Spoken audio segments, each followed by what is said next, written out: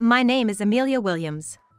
I've been married to Oliver for 20 years, and we started living with my mother-in-law right when we got married. We thought we'd have children soon, and it would surely make her happy to live with her grandchildren. However, despite having no issues in our marriage, there were no signs of pregnancy even after 3 or 4 years. By the 5th year, I finally embarked on fertility treatments. To our dismay, the tests revealed that the problem was with me, and no amount of treatment seemed to improve my condition. From that point on, the attitude of my mother-in-law grew harsher, and I was subjected to her cruel words daily. Oliver, a hard worker, refrained from discussing my situation, not wanting to worry him since he was already doing so much for our family. Since my husband was working hard for the family, I at least didn't want to burden him with worries about home matters. However, overworking led Oliver to fall ill, making it impossible for him to continue his job. He then started taking up remote work, but the income was barely enough to sustain our family. Oliver would often leave the house saying he had meetings or that he was going to work from the library with his laptop. Being home meant facing my mother-in-law's sarcasm, which made working difficult. That's what I believed was his reason for leaving.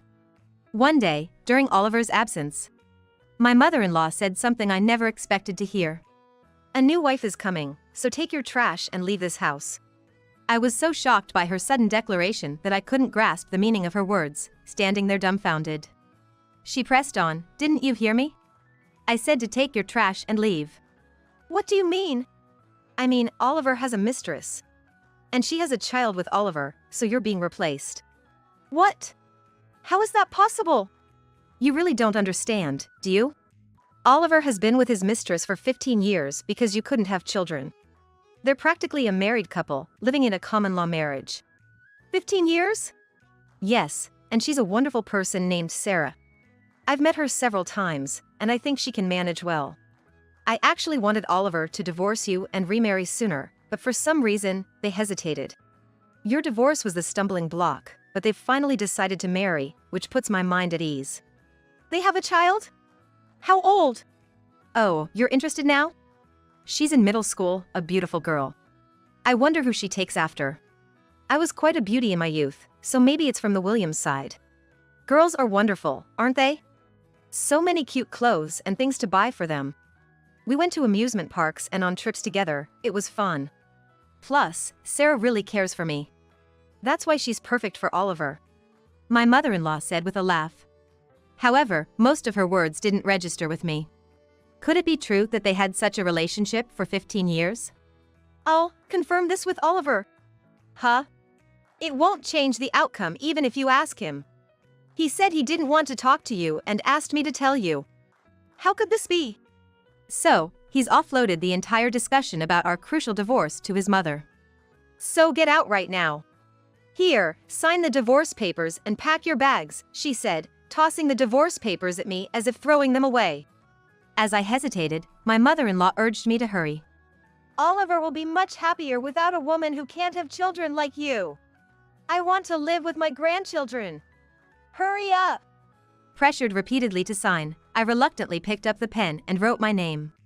"All right, then, I'll submit this to the city hall. Hurry up and get your things in order." Tears threatened to fall as I realized I was being driven out without even a discussion, after 20 years of marriage. But crying here would only invite more unspeakable words from my mother-in-law. I entered the bedroom and began packing. As I did, memories of Oliver filled my mind.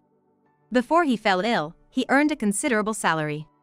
He used to give me frequent presents, all of them expensive.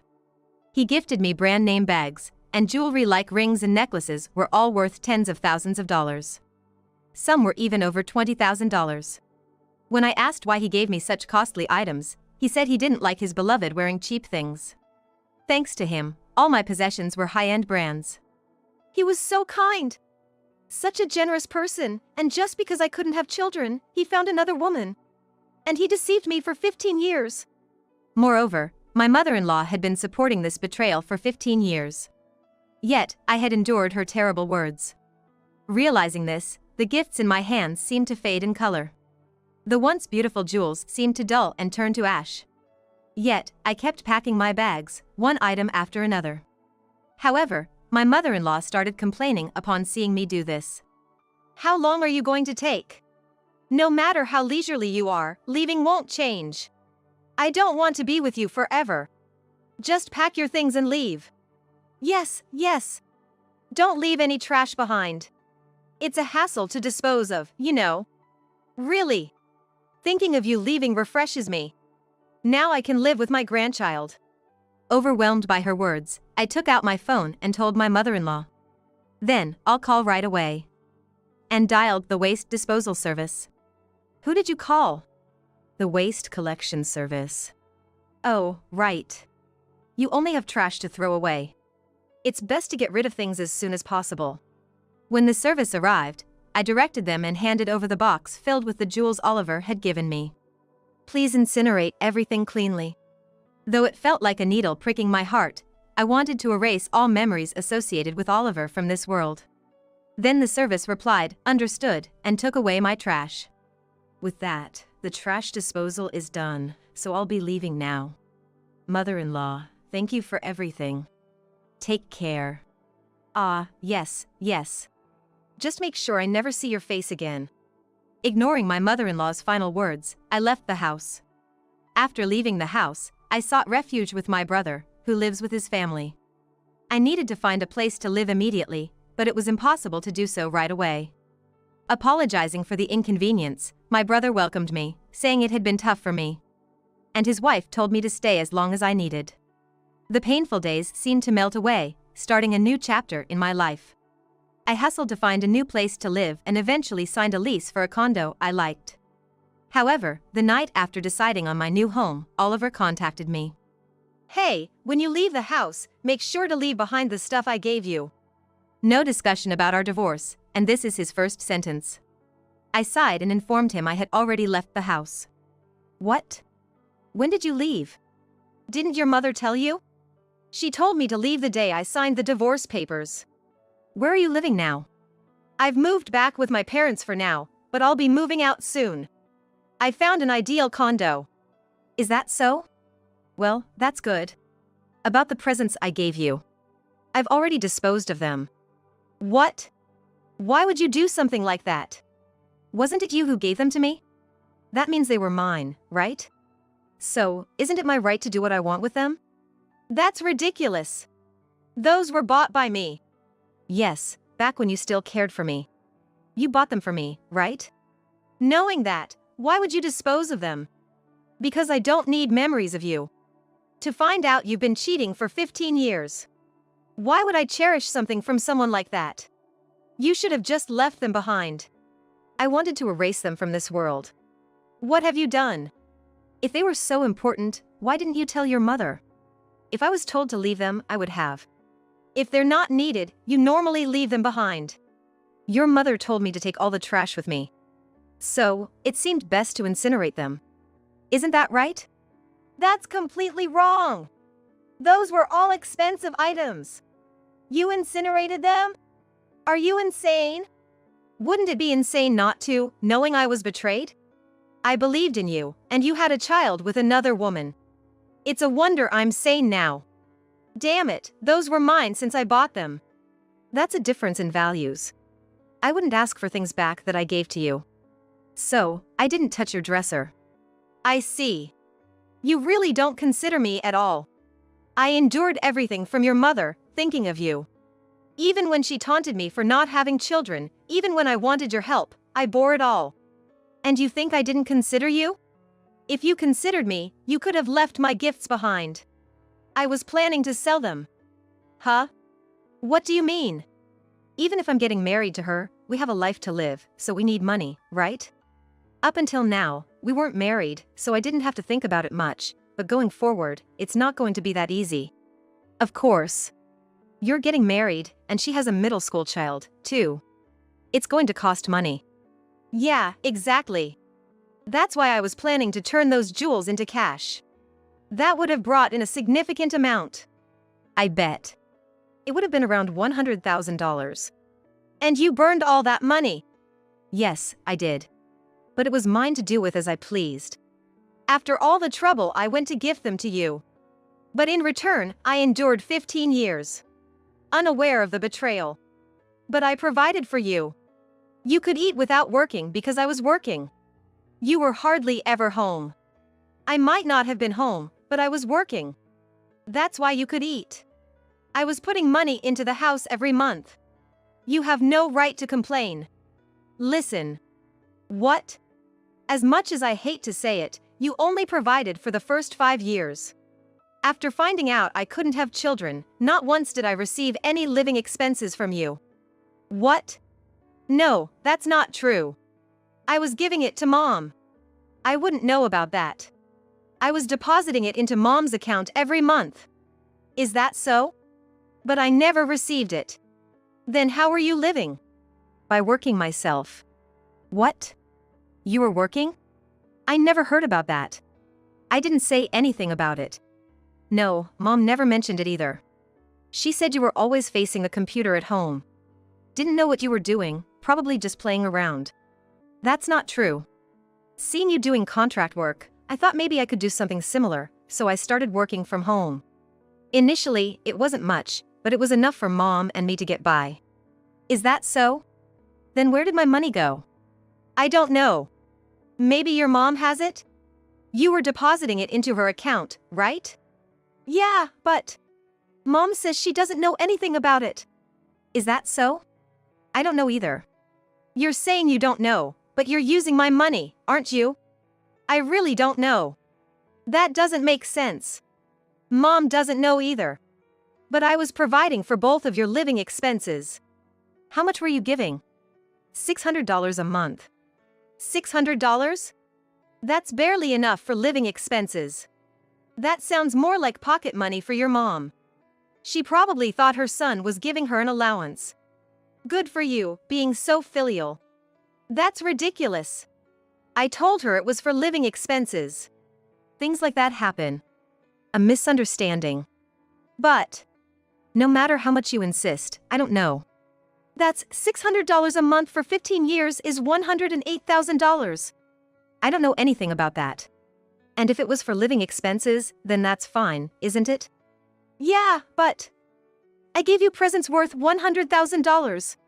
Plus, the $600 a month totaling $108,000. That's over $200,000 in total. With that, we could have lived comfortably for a while. Even if you transferred $600 from your earnings, you still had the rest of your money, right? You must have saved it, so you shouldn't be in trouble. But still, you have contract work, so it should be fine. I don't know about your income, but you must have enough to support your family properly. There's no need to make such a fuss. That's the thing. I don't. What? I've been taking contract work, but recently, I haven't been getting any jobs at all. Really? But you have savings, right? That too, whenever my daughter wants something, I end up buying it. Being a girl, she wants cute clothes, accessories, it all costs a lot of money. You could just say no. How could I say that? It'd be too pitiful. She needs money to hang out with her friends. If I didn't buy her what she wanted and she got bullied for it, what would I do? When she says all her friends have it, I have no choice but to buy it. Wow. And she's quite demanding. She's your daughter, isn't she? That's exactly why. She's so cute. But then my wife noticed my daughter's belongings and wondered how I had so much money. I've been dodging the question.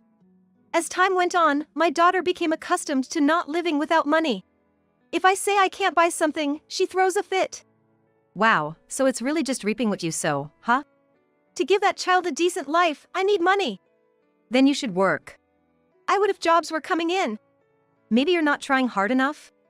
I am trying. Plus, I have the skills. It's weird that jobs aren't coming in. Oh, really? Man, what should I do? I've spent so much on my daughter, I don't have any savings left. My wife's going to be furious if she finds out. You've been practically married for 15 years, it should be fine. She thinks I'm rich. Why would she think that?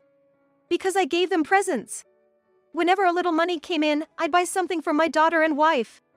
Then you should sell those presents. You gave them expensive stuff, right? No way! She'd definitely hate that. That's why I thought about converting the presents I gave you into cash. You could have just left a message with your mother about that. It's bad that you let her handle the divorce talk. Now I might get divorced after all this effort to get married. Oh, you've already registered the marriage? Yeah, right after the divorce was finalized. If you loved her that much, why didn't you marry her for 15 years? I wanted to be free. I thought getting married would mean a lot of expenses, and I'd lose my financial freedom. Well, you can be free again, so that's good, isn't it? I suppose so. Looks like things are settled then. I've got to prepare for moving. Reflecting on Oliver's absurd story, I realized it was good to have divorced such a man. After moving, my apartment filled with things I enjoy became a comfortable space. I thought I could live freely without being disturbed by anyone. However, 2 months after talking to Oliver, he contacted me again. I'm going to get divorced at this rate. The moment I pressed the answer button, I heard Oliver's desperate voice. Wait, haven't you already divorced? You said you'd be free if you divorced. If I divorce, who will take care of me when I'm sick? What do you mean? Actually, my illness has gotten worse. Illness? You mean from overworking, right? That's why you quit your job. It's not like that. In these past 15 years, I got diabetes and I couldn't bring myself to tell her, so I just kept eating whatever she cooked. And I used to eat sweets a lot with my daughter too. Then my condition got worse. Well, that makes sense. So I thought, if I got married, I'd have a child, and eventually someone to take care of me. That's selfish. Because she's a girl and I bought her lots of stuff, and she'd say she loves Daddy so much. I thought for sure she'd take good care of me. Is that why you left me? Staying with you, I might end up outliving you. What then? I'd be left alone, right? It just makes more sense to be with someone who has a child. How could you say that? Children are supposed to take care of their parents, right? But then, it got out that I didn't have any savings. It's not a big deal if you don't have savings. You can start saving now. That's the thing, my wife was working, but she quit her job right after we got married, counting on my income. When I asked why she quit, she said it was her dream to be a stay-at-home mom, and I couldn't say anything more. Well, why don't you ask your mother for help? She must have quite a bit of savings. The thing is, my wife and her don't get along. Oh, and here you were, always praising your new wife. Once we started living together, flaws became apparent. They fight every day. My mom complains about everything my wife does, and it's just constant nagging. And recently, my mom fell for a scam. She didn't tell the family, so a lot of money was lost. My wife said to her, "For all the complaining you do, how could you be so foolish to fall for a scam?" And that just made things worse. Well, I can imagine your proud mother-in-law getting angry about that. So if I bring up the money issue, she'll start yelling at me like crazy. I see. So, could you possibly help me out a bit? Why would you ask me that, after we've divorced? If you hadn't burned that gift, none of this would have happened. Showing that we have money would have reassured my wife. Oh, so it's that kind of marriage. You're working too, so you must have some savings, right? Come on, lend me $90,000. I was supporting my mother-in-law, you know? There's no way I have that kind of money. Then, waive the alimony. What? You cheat and now you want alimony waived? Can you please limit your stupidity? If things stay this way, even my wife will demand alimony. And since we have a child, she'll ask for child support too. She's very strict about money, she'll never forgive me. You chose to marry her, that's on you. That's too harsh. After 15 years of betrayal, what now? What am I supposed to do? Can't you work from home without too much trouble? I'm sick, you know. I'm a stranger, you know. Please, I'm begging you to help me. No matter how much he begs for help, there's no way I'd actually want to help. Why should I help a man who has been betraying me for 15 years and decided to leave his long-term wife just to save himself? I can't understand it at all. And then, he has the audacity to ask for $90,000 or to have the alimony waived. The fact that he can so casually suggest such insane ideas makes me think he must be desperate, but I still don't feel like helping. So, I thought I made it clear that I refused, but then, a month later, I got another call from Oliver. Ah, long time no see. Are you and your family living peacefully now? No, far from it. Did you move? Yes, of course I did. Where are you now? Huh? I was just wondering where you moved to. Oh, to an apartment. With an apartment, you must have plenty of rooms, right? Yes, it does feel quite spacious for just me. Why did you rent such a place? I didn't rent it, I bought it. I figured if I'm gonna buy something, might as well get something spacious. You bought it? Yes. It's not that surprising, is it? Where is it? Give me your address. Why do I have to tell you? Well, I actually got divorced. Oh, you finally did it. Yeah. I tried to work, but the pay was so low for everything available, and I was like, I can't do this, and stopped taking those jobs. Then, my wife started asking why I wasn't working. I told her I was trying to work, but just thinking about it doesn't count, and she called me a NET. We had a huge fight. Then she took our daughter and left. When I realized what was happening, the divorce papers were on the table. Your wife really went through with it. I had come out to her about my illness. I told her I couldn't work easily because of it.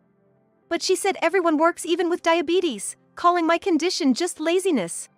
Hit the nail on the head. You too, huh? It's the truth. Before our big fight, I said I wanted her to stay with me forever because I'm sick. She used to say she'd always be there for me. And to get so angry over a little unemployment. Wishing someone to stay with you because you're sick. That's selfish. But being left alone when I'm sick is just too hard. I chose her because she had a child, thinking if I became too ill to care for myself, it'd be less of a burden. But being left defeats the purpose of getting divorced. And then she took our child and left, which is just too cruel. Children and wives aren't just there for you, you know. I get that, but with complications coming up, who knows how much it will cost? I could go blind or not be able to walk. It's scary to face that alone. Yeah, I guess. With hospital bills and living expenses, if I had a wife, I could have relied on her. Now she's gone, how am I supposed to pay for the hospital or who will cook for me? You could cook for yourself. Do you think I can do that? Oh dear. That's when I realized. Maybe I made a huge mistake. Oh? What mistake? Divorcing you. If I hadn't left you, I wouldn't be facing these uncertainties. Plus, you're working, so money wouldn't be an issue. But I was foolish to marry that woman just because she had a child. That's not true. You made the best choice. Thanks to that decision, I was able to escape a future of suffering because of you. Really, thank you. Come on, please help me. After that, I decided to hit Oliver with the consequences of his selfishness by demanding alimony. Then, like it was coordinated, Sarah, his wife, also demanded alimony and child support from him. Facing a double bind, Oliver protested that he couldn't pay, but was told by his wife to borrow the money if necessary, which led to him incurring a substantial debt. This situation significantly exacerbated his mental distress and worsened his medical condition. Despite his need for hospitalization, the lack of funds made this impossible, and upon seeking assistance from his mother, he found her patience exhausted, leading to her departure as well. Oliver, without money for hospital bills or medication, couldn't take his meds and kept contacting me, saying he might die if things continue this way. I feel so lonely and anxious. What if I go blind? My legs cramp up at night. It hurts so bad, maybe my condition is getting worse. It was truly a parade of complaints. But his situation is entirely of his own making. Eventually, I heard he started working part-time at a convenience store. When I went to see how he was doing, there was Oliver, skinny as a ghost, standing behind the register. Considering he tried to use his family for his own benefit, this seems like a fitting outcome. As for me, I ended up not receiving any alimony. He was my husband for 20 years, after all. I couldn't force him to pay when he said he was sick. But I have my job. We're in the same line of work, but I have more work than I can handle. Thanks to that, my life is quite comfortable. Now, I live elegantly in an apartment with a dog. I'm trying to stay healthy for as long as this dog lives.